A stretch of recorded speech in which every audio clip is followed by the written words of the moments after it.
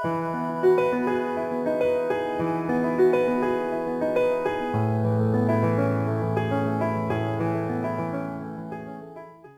day, everybody. My name is Thomas DiMaggio, and I'd like to read to you a passage from my new novel, Superboy, Slave of the Magic Mirror. And the passage I'm going to read to you is a central aspect of the traditional mythology surrounding the character, and that's the destruction of Krypton. As I read to you, you're going to hear a few Kryptonian words in the passage, all of them of my own invention. If you do eventually get a copy of my book, there's an English Kryptonian dictionary provided at the back. But these words are my own invention, except for the name Ra, which is the name of the star Krypton orbits and also the name of God, as Kryptonians worship him. I think the words will be fairly self-explanatory as the passage goes on.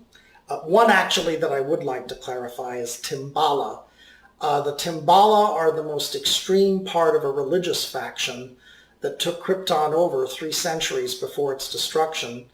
And the Timbala are so in awe of the heavens that when they go outside, they always have their heads down because they think it's blasphemous to look up into the sky directly. And unfortunately, they translated this sense of awe into a ban on all astronomical studies, and without knowing it, they condemned their world to death.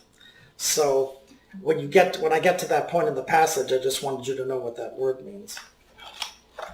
This, by the way, is on the evening that Superboy and Kevin have gone through a bonding ritual to become brothers, and Superboy decides the time has come to tell Kevin about the fall of Krypton. Kevin is the one speaking at the beginning. My thoughts returned to that last night on Krypton. I hoped, and I was sure that Superboy did too, that Jor-El and Lara had made world-class love in that mountain clearing, with the sound of the water splashing over the rocks, furnishing their private incidental music, until the end came. The end. The Eurytheta. The Guardians, watching with ever-increasing anxiety, then terror, then despair, as the unimaginably large surge of gamma radiation, far larger than a tsunami 10,000 feet high, would have appeared to a Terran on a beach, coursed towards them and all they loved at the speed of light, wondering in futile anger where Jor-El was and why he had never come, and yet knowing instinctively that it made no difference whatsoever.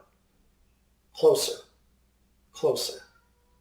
Then all at once it arrives, the unimaginable, the planet executioner, the race killer, the ender of all futures, at the same instant as the image of the 2-in-1 star's violent collision and death that generated it. A blazing eruption of light suddenly explodes over Krypton. People run outdoors to see it, point to it, marvel at it.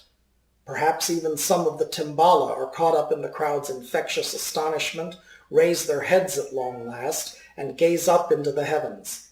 Those heavens that they had so blindly quarantined for centuries, and thereby made themselves the unwitting authors of this last chapter in their people's history.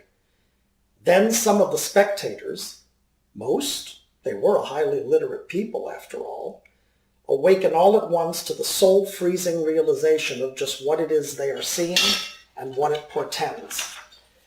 In an instant, 100 generations of civilized custom are stripped away, and the proud inhabitants of Hame Krypton begin behaving not one whit differently from medieval Englishmen or Pacific Islanders 1,000 years past, when a comet invaded the comfortably familiar precinct of their night sky.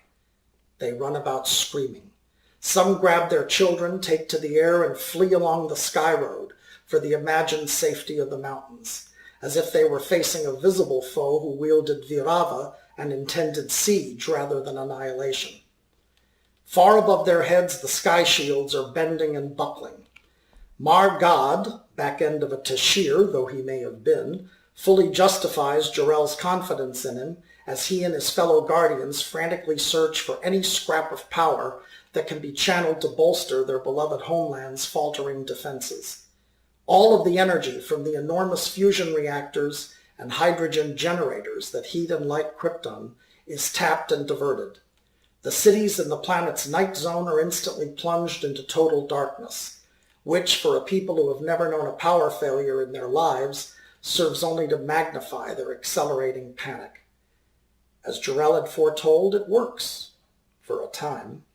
Then, as the unimaginably strong pressure of the radiation surge continues to push relentlessly inwards, the shields stop fracturing and begin to evanesce, from solid walls, into sieves, into lattices, into nets, into air. The battle for survival is over and lost. And now, many of Krypton's own finest artistic and architectural beauties turn on the race that created them and proceed to slaughter their owners and admirers, as if an invisible enemy had infiltrated the planet and skillfully camouflaged bombs as statues, as buildings, as jewelry. Everything on the planet that is made of Vina first turns brown and gray as the mounting influx of gamma rays destabilizes its atomic structure, and then quickly brightens to a glowing lime green before exploding with shattering force. Men and women gape in uncomprehending confusion as their own rings, bracelets, and necklaces change to this never-before-seen color before blowing their wearers to pieces. Statues in music gardens incinerate the cultivated loveliness for which only moments earlier they had formed the centerpieces, and kill those who had thought to spend their last minutes of life amidst the radiant hues and magical harmonics of a paradise in miniature. Roofs collapse upon those they had formerly sheltered as the Vina-laced columns that support them disintegrate. At the summit of Uhaga, the huge dome of the Nabetatis, crowned by its majestic sculpture of the Kalamhame, at once queenly and maternal, pouring out her watery bounty upon her children's subjects, even as she nourishes them with her milk, at first hurls its green shards upwards and outwards, like some death-dealing emerald firework, before the fragments fall back to crush those who are under them. And in the deserted house of Jor-El and Lara, the floral offering that once memorialized a great love detonates and lays the public room waste, a matter of no consequence to the master and mistress, who will not look on their home again. As the many veins of Vina nearest Krypton's surface explode, they send pieces flying skyward at a speed as unimaginable as their own destruction was only a few hours earlier. Fast enough, wickedly, for some of them to find their way into the wake of a small spaceship, whose generator is just now completing the construction of a doorway to a star system trillions of miles distant. For the last time in a proud world's history, its mighty technology demonstrates its stunning potency by treating the substance of space-time itself with no more deference than if it were a curtain. The usual patterns of night jewels, as the Marera had been so fond of calling stars, against their black backdrop are drawn aside like a stage drapery, signaling the beginning of a play, to reveal a blue-green orb circling a small yellowish star, the third of its 8 satellites, and the one which sustains a delicate equipoise between a reddish-brown sphere that lies beyond the circle of its own solar dance and a gleaming white planet that orbits within it, suspended neatly between love and war, as the mythology of this remote new world teaches. Was the destiny of the ship's small, sleeping passenger settled in that instant? And then the ridiculously little craft flies straight forward through the rent in space, its trailing procession of shining green in tow.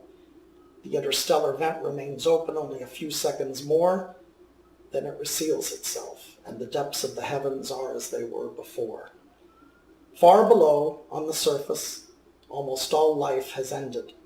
As the levels of unseen radioactive poison flood the air and soar ever higher, Kryptonians stagger and fall in their homes, their streets, their sanctuaries, overcome by nausea and retching, some watching in helpless horror as the life-blood pours from the eyes and mouths of those next to them, others writhing in agony as their own skin reddens, scorches, and peels from their bodies.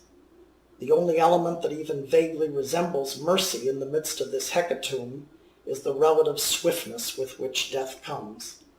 And finally, minutes, hours later, the deep-seated geologic chain reactions set in motion by the rapid disruptive irradiation of the metals and minerals that make up the planet's matrix can bear no more.